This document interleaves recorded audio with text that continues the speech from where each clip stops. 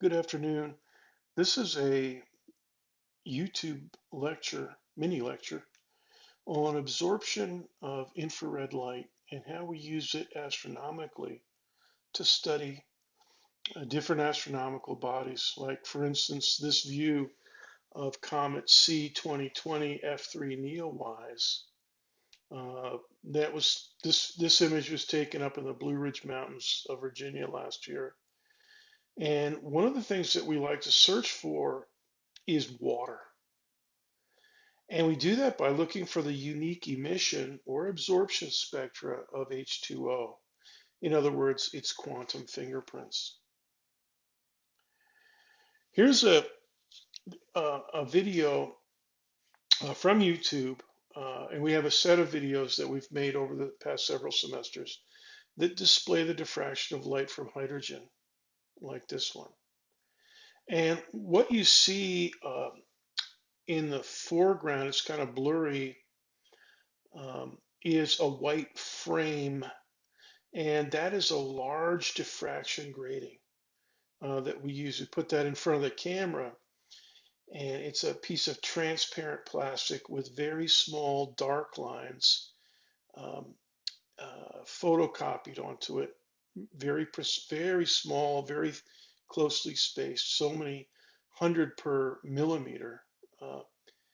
And it has the effect of breaking up the light from that lamp on the right, and it breaks it up into certain specific colors, kind of like what a prism does. A prism will break up sunlight, for instance, into a rainbow of colors. All right, if you took a prism to this tube of pure hydrogen on the right, a prism would break up its colors into a very specific set of colors. And you can see one of them over here on the left. That's the red H alpha line. And over here on the right, that's the naked eye view of the hydrogen lamp. Okay, it gives kind of a bluish, almost a pinkish color because it has several colors in its spectrum, but it doesn't have a full rainbow of colors, so it's not white light. All right. Now, here's another video from YouTube. Students in the lecture hall, they had their own small diffraction gratings, so they could see this exactly. You can just barely make out the white frame of the big diffraction grating. And so you can see off to the right this time, the H beta and the H gamma lines. You can't see the red line, it's kind of out of the picture. But over here, you can see the central image. Now that's viewed through the diffraction grating. So that's not a naked eye image, although it looks like a naked eye image. And it's a little bit out of focus, but now here's what the student diffraction gratings look like. They're small enough to hold between your thumb and your index finger, and you hold it up in front of your eyes, and then you see the diffraction of light. So if you held it up to like a light bulb, you'd see a rainbow. But if you hold it uh, up to the hydrogen lamp in class, and you can see one student doing that in the background, and other students taking notes. If you hold it up to your eye, you'll see this one. You can see, let's see, the red H alpha and the almost tealish colored blue H beta line off to the left. And that's my TA, one of my TAs in the background. All right, and so you can view all those on YouTube. Now, those are what we call emission spectra or bright line spectra. All right, they're produced from a pure source of hydrogen that goes through a diffraction grating. And one of the things that a substance can do is it can also absorb those same specific colors, those same specific wavelengths, if there's an external source of light. Okay, so if you take some sunlight and you pass it through, this rectangular container of a substance, um, it'll diffract, all right, and you'll split the colors out and stuff like that. So one of the things that we like to do is to um, actually measure the intensity color by color. And in this case, you won't be looking at a bright line spectrum. You'll be looking for missing colors from the spectrum. So if you have incoming intensity I subscript 0 uh, as a light beam going into a substance, and then you measure the outgoing intensity I, um, that will help you measure the absorption. So you do that color by color, okay, wavelength by wavelength, and you can take a ratio of the two intensities, incoming over outgoing or outgoing over incoming. So outgoing I over incoming I0, that ratio should be less than 100 if there's some absorption. Now it'll be close to, I should say, it should be less than 100%.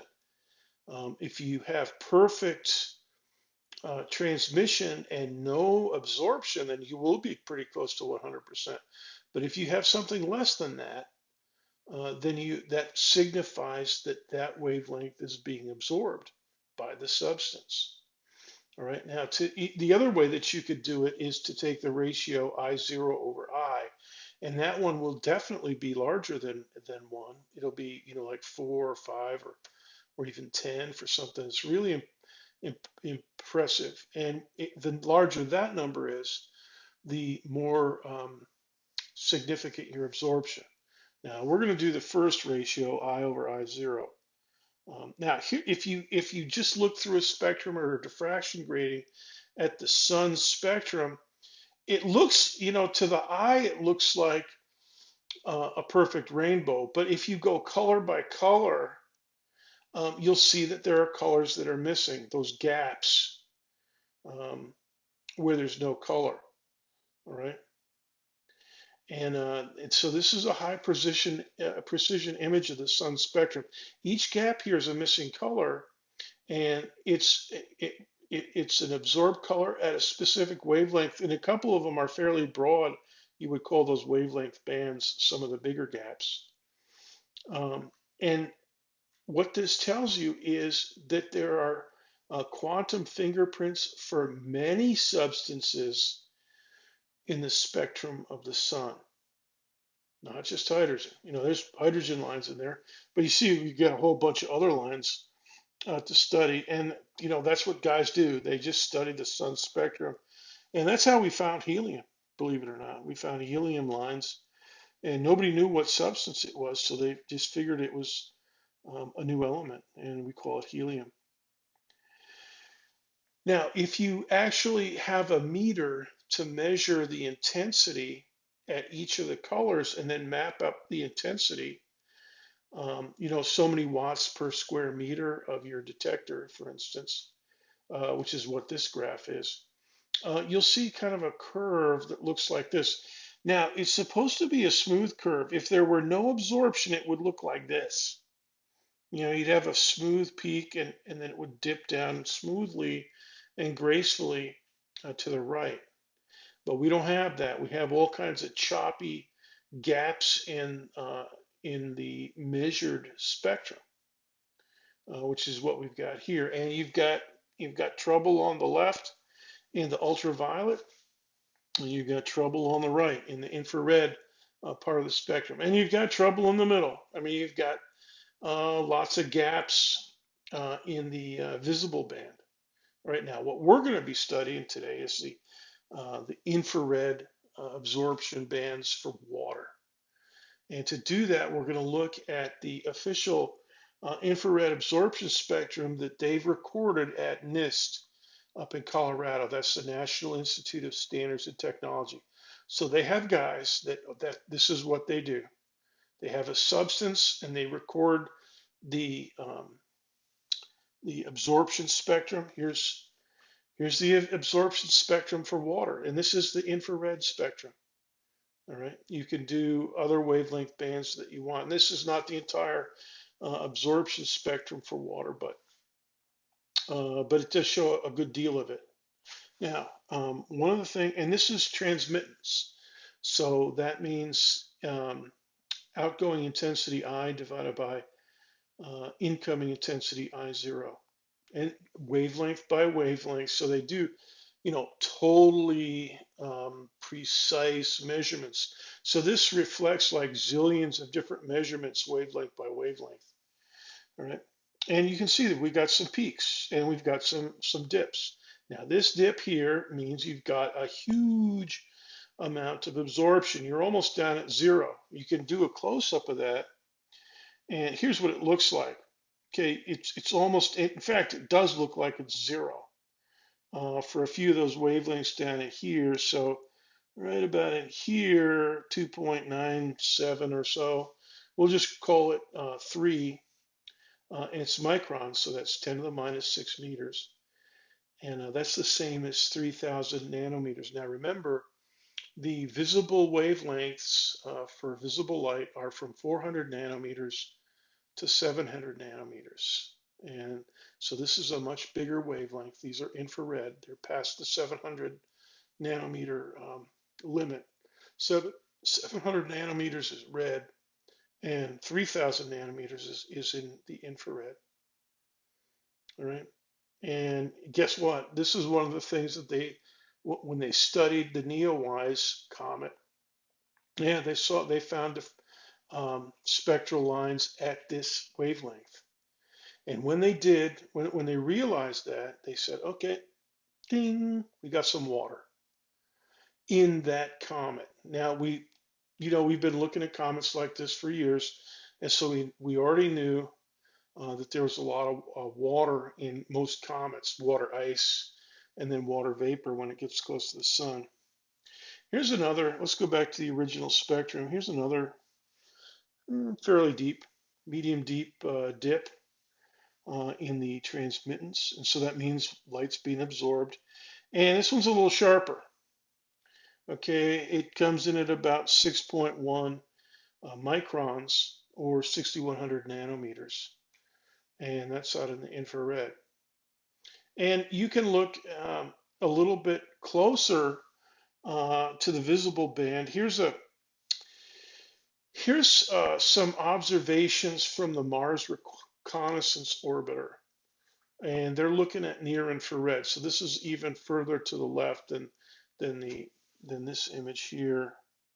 This image here doesn't go all the way down to zero. You can't see that, but it doesn't. Okay, it only goes down to about 2.5. All right, and so 2.5 is about where this one ends off. So this will be called near infrared. And they have a spectrometer up on the Mars Reconnaissance Orbiter, and that's what they do. So what they're really looking for is water. They're looking for the quantum fingerprints of water. And down in this wavelength range, you have absorption bands, okay? And the black line at the bottom shows what the absorption bands are for water in the laboratory. So that's like another set of guys at NIST doing this work. That's the black line down at the bottom. And then the dark green, the red, and the blue are what they absorbed, what they observed from the Mars Reconnaissance Orbiter. And you can see, and each of those colored lines corresponds to a different. They were actually looking at the side of a cliff, I think. All right, so it's incredible what they were able to do. Looking at the top, bottom, and top, middle, and bottom of a cliff. I think that's how it was. And they saw water. Here's a deep absorption feature at about 2 micrometers. It's about 2,000 nanometers. It's in the infrared. And when they saw that, they said, "Yep, we got ice. We got water ice on Mars." And we've been really, really intensively looking for all the water ice on Mars that we can. There's no liquid water on Mars. All right, so it's all ice and possibly water vapor if it gets exposed to intense sunlight. But the sun is not that intense at Mars's orbit. So they're looking for water ice, and the reason they want to do that is one, in case they think that water, the presence of water, um, permits the formation of life on Mars. And some people, so we're looking for signs that, somehow, some way, there's still some kind of microscopic life on Mars. Right now, we haven't found anything, but we're still looking, and we're looking really hard.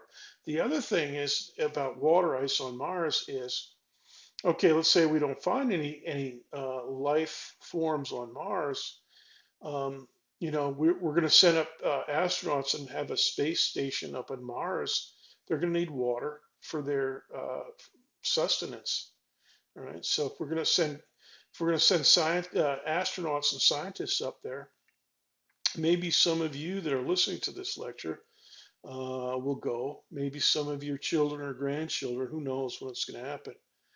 But we'll be up there eventually, and they'll need plenty of water because they can also convert it to oxygen to breathe. So, and they could convert it to fuel, hydrogen, to fuel their fuel cells and stuff like that. So it's pretty good if they can find a lot of water. And we have found a lot of water. There is a lot of water ice. The problem is there's also a lot of CO2 ice, and that's, I guess they could use that for certain things. But anyways, we really want to know about water ice. Now the thing is, you can do everything that we've done, looking at the spectra of water, infrared absorption for water. You could do the same thing for anything. Here's the quantum fingerprints for carbon dioxide. All right, and and you look at it, here's a dip, there's an absorption band. All right, and there's a couple others. Here's one, not quite as deep. And here's another one, fairly deep, and here's a little teeny one, and here's another one up here. So yeah, we can do this, and that's what guys do up at NIST and other places, other labs.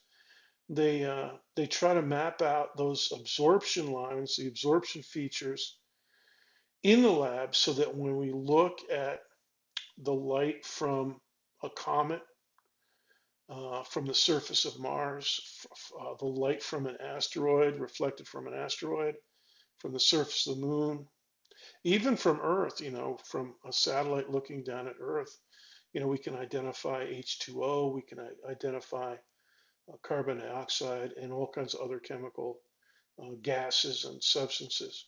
In fact, talking about satellites, during hurricane season, occasionally you see on the Weather Channel and other TV weather reports, they'll look at the cloud vapor images or the water vapor images of the hurricane. And because that apparently is um, informative. And so the satellites that are looking down at the hurricane region, they have a setting for looking at I don't know which wavelength, but they're looking at some wavelength band for water vapor. Okay, and it might be a little bit different from what we saw, but you could look it up, and because it's informative to the weather report. So we use them all the time. Astronomically, where do you point your telescopes to the sky? From what place? Well, one of the places is the Mauna Kea volcano in Hawaii. And look at all that snow up there. And you don't think of, snow and Hawaii in the same sentence, but yeah, there it is. I mean, it's way up there, very high altitude. And you have to do that because there's a lot of water vapor in the Earth's atmosphere and a lot of CO2 vapor as well, CO2. And so that interferes with seeing different infrared wavelengths. It also interferes a little bit with the visible wavelengths. Okay, so that's why in general, astronomers like to be on top of tall mountains where the air is pretty dry.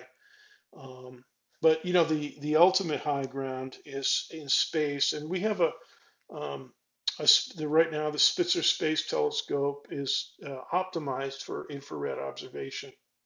And the Hubble Space Telescope can get some near infrared. They have near infrared it's optimized for the visible band, but they could definitely observe in the near infrared. So as a final challenge, I'll just mention the textbook. Just type in absorption in the search box, and you'll get tons of returns. I mean, it's depending on uh, you know where you start your search, you'll get like here's chapter 8.4, life, chemical evolution, and climate change. So if you want to read about that, absorption is mentioned in that chapter. All right, and there's a lot in chapter 5, and it goes all the way to the end of the book. So there's all kinds of absorption discussions all throughout the book. So it's a pretty important concept to know about. So just type in absorption and just follow your nose. If something seems interesting, just keep reading about it. Okay. So that's it for today. Thanks.